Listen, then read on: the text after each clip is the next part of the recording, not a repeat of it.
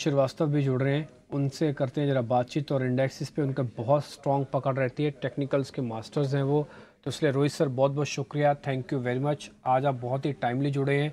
In fact मैं कल से ही आपको याद कर रहा था, तो रोहित भाई से एक बार बात होगी, थोड़ा हमको क्लैरिटी आ जाएगी। रोहित जी, दो हिस्से हैं, मैं दोनों के लिए पूछ लेता हूँ एक साथ ही आपसे। पहला, जिनके पास पोजीशन है और उनकी पोजीशन फंस गई है ऊपर के रेट पे, अब मैं लेवल्स तो नहीं बता सकता, मान के चलिए वो फंसे हुए हैं, एक तो उनको क्या करना चाहिए? क्या अभी एवरेज करने का समय है, या सिर्फ जो पोजीशंस ले रखे हैं उसी को लेके बैठे? दूसरे लोग हैं जिनके पास पोजीशंस नहीं थी, वो वेट कर रहे थे बाजार नीचे आए, बाजार आ गया नीचे, अभी क्या लेने का समय है या अभी भी रुकना चाहिए? तो सबसे पहले जवाब ये देते हैं कि ये लेवल कितना इम्पोर्टेंट है। पिछले दो जो मेजर बॉटम्स हैं, क्योंकि हमने जनवरी से जो बिहेवियर देखा है, जो बाजार का पैटर्न रहा है, वो ये रहा है कि धीरे धीरे ऊंचाइयों तो छुई है, बट हर बार सेल ऑफ आया, और हर बार जब सेल ऑफ आया तो जो बॉटम्स बने हैं वो हायर बॉटम्स बने हैं, तो नीचे के बॉटम्स नहीं बने। तो अगर हम लोग जनवरी एंड में भी देखें, करीब 21,100 पे था, फिर मार्च तक हम लोग 21,700 के आसपास आ गए, और अप्रैल में हमने बॉटम बना 21,777, और आज उसके ऊपर है हम लोग 21,950 के आसपास, उससे थोड़ा सा ऊपर है। तो या 930 आई थिंक 32 तक लो बना है। तो ये जो, अगर ये सब बॉटम्स को मैं अगर जोड़ देता हूँ एक ट्रेंड लाइन से, जनवरी से लेके अप्रैल का, तो वो लाइन पे ही आज बाजार रुका है।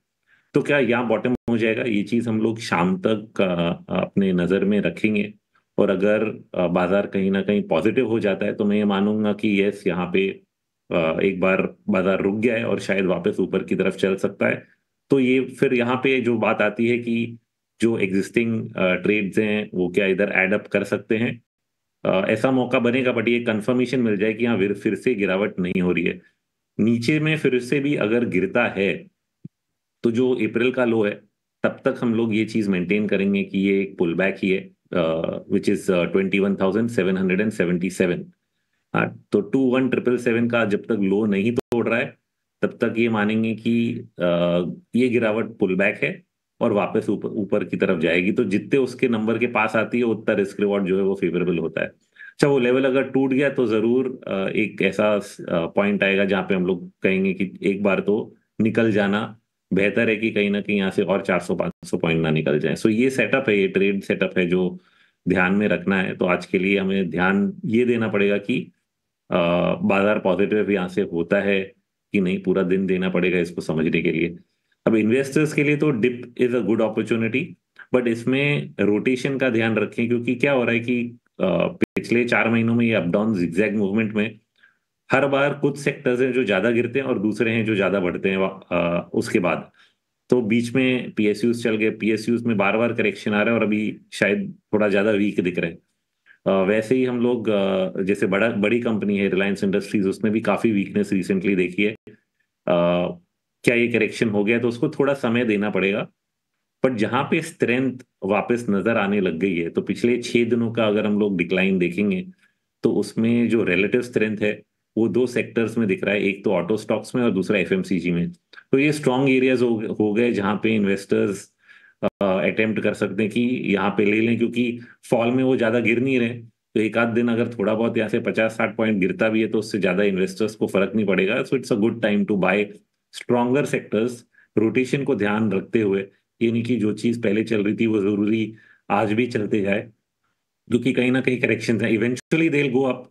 But if I have to time it, तो ये थोड़ा सेक्टर रोटेशन को ध्यान रखते हुए पर्टिकुलर सेक्टर्स को टारगेट कर सकते हैं इन्वेस्टर्स। यहाँ सेक्टर रोटेशन तो हम आज भी देख रहे हैं। आज फिर से एक बार ऑटोज़ जो हैं अपना लीड ले रहे हैं। नमस्कार रोहित, मैं सृष्टि बात कर रही हूँ। बस अब आपने बताया कि आज की क्लोजिंग काफ़ी इम्पॉर्टेंट रहेगी और 21,777 एक इम्पॉर्टेंट लेवल है ट्रैक करने के लिए। पर रोहित, अब जैसे कि इलेक्शन नज़दीक आ रहा है, साथ ही साथ हम देख रहे हैं इंडिया विक्स में भी एक ज़बरदस्त तेज़ी है। उसके चलते कुछ कंसर्न्स फिर से वापस आ रहे हैं कि क्या फिर से, क्योंकि कोविड के समय में भी हमने एक इतना ज़बरदस्त जंप देखा था इंडिया विक्स में और फिर मार्केट्स धराशायी हुए थे। तो इंडिया विक्स की चाल आप किस तरीके से ट्रैक कर रहे हैं और उस इंडेक्स को लेकर क्या उम्मीदें हैं? क्या थोड़ा सा फेयर इंडेक्स और बढ़ सकता है? और प्री इलेक्शन रैली पे आपका क्या कहना है? तो प्री इलेक्शन रैली का सेटअप पूरा तब होगा, जैसे मैंने बोला, अगर एक बार यहाँ बॉटम 21,777 के आसपास एक बार बॉटम एस्टेब्लिश हो जाए तो प्री इलेक्शन रैली का की स्थिति बन जाएगी। अब विक्स की जब बात करते हैं तो पिछले दोनों जो इलेक्शंस थे इसके पहले भी विक्स में हमने काफी बढ़ावत देखी, specially 1 month prior to election results के अनाउंसमेंट के 1 महीने पहले से धीरे धीरे विक्स बढ़ता गया। तो पहले 18, 20, 22 तक गया और फिर इलेक्शन के रिजल्ट्स के 4 दिन पहले 28 तक भी पहुंच गया था। 2014 में 35 तक भी पहुंच गया था। तो काफी समय ऐसे लग रहा था अप्रैल में कि इस बार बढ़ नहीं रहा है और आखिर अब बढ़ने लगा है। तो कहीं ना कहीं मुझे लगता है रिजल्ट्स के पहले पहले 24 तक तो पहुंचने की उम्मीद है। तो विक्स जो है वो कम नहीं होने वाला, क्योंकि इलेक्शन के आउटकम को लेके जो वॉलेटिलिटी आती है उसको मार्केट प्राइस इन करता है। ऑप्शन सेलर जो हैं वो सस्ते में क्यों बेचेंगे, उनको जो रिस्क लग रहा है, उनको अपने आप को प्रोटेक्ट करना है, वो ज्यादा भाव में बेचेंगे। और वही चीज आपको विक्स में फिर नजर आती है कि प्राइसिंग जो है रिस्क के हिसाब से, कि उस दिन अगर बाजार 5-6% ऊपर नीचे कुछ भी हो सकता है, उस चीज के हिसाब से विक्स बढ़ जाएगा। तो मुझे लग रहा है पिछले इलेक्शंस के ही हिसाब से 24 या 25 के रेंज में मिनिमम आ सकता है। ठीक है। रोहित जी, एक छोटा सा सवाल मेरा है, अभिषेक बोल रहा हूँ। थोड़ी रिकवरी हम देख रहे हैं आज लोअर लेवल से।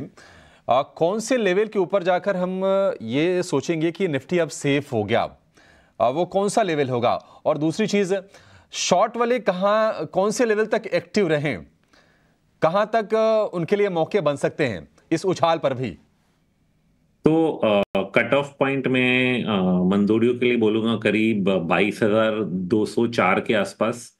ये इंट्राडे चार्ट पे आवरली मूविंग एवरेजेस हैं, उसके हिसाब से बता रहा हूँ, क्योंकि उसके उसके ऊपर जाने की कोशिश 2 बार की पिछले 5 दिनों में और फेल हो गया। तो ये एवरेज एक बार क्रॉस हो जाता है तो जरूर हम लोग सोच सकते हैं कि शायद नीचे का जो ट्रेंड है वो इंट्राडे बेसिस पे भी बदल गया है। पर जैसे मैंने बोला, अगर वो भी नहीं होता है, एंड ऑफ द डे हम लोग देखेंगे अगर बाजार संभल के पॉजिटिव हो जाता है, that is itself a good sign. But मगर अगर हम लोग को इंतजार करना है कि कोई लेवल निकले, तो इंट्राडे मूविंग एवरेज जो है मैंने बताया 22,204 के आसपास, उसके ऊपर एक बार सस्टेन हो जाता है, so that will be a positive sign. Rohit ji, बहुत शुक्रिया आपका समय देने के लिए और बहुत ही बारीकी के साथ ये चार्ट का पूरा विश्लेषण करने के लिए और गाइड करने के लिए हमारे तमाम दर्शकों को जो आपको सुन रहे हैं। बहुत शुक्रिया sir, thank you so much. अगर मैं वैसे अडानी ग्रुप के अलावा कुछ अंबानी ग्रुप के शेयर्स, माफ करिए, अडानी ग्रुप के शेयर्स को भी चेक कर रहा था। अडानी पावर तो हमको सुबह सुबह मिल गया था। अडानी पोर्ट्स भी ठीक लग रहा है 1250 के रेट के आसपास। एक बार जरा चेक करेंगे सुमित जी। अडानी पोर्ट्स 1% ऊपर है 1250। डिम्पी जी, यहाँ पे मैं थोड़ा सा वेट करना चाहूंगा। अगर आप देखेंगे तो जो 1272 का जो लेवल था, वहां पे एक कल ही ब्रेकडाउन आया हुआ है। तो इन्वर्टेड कप एंड हैंडल का ब्रेकडाउन आया हुआ था, जो एक नेगेटिव साइन है। तो मेरे लिए एक इंपॉर्टेंट रेजिस्टेंस का काम करेगा 1284। तो अगर किसी को अपनी लॉन्ग पोजीशन बनानी है देन वेट, अदरवाइज मेरे लिए ये अभी भी एक शॉर्ट कैंडिडेट रहेगा। अपसाइड को मैं यूटिलाइज करना चाहूंगा फॉर द सेलिंग प्रेशर।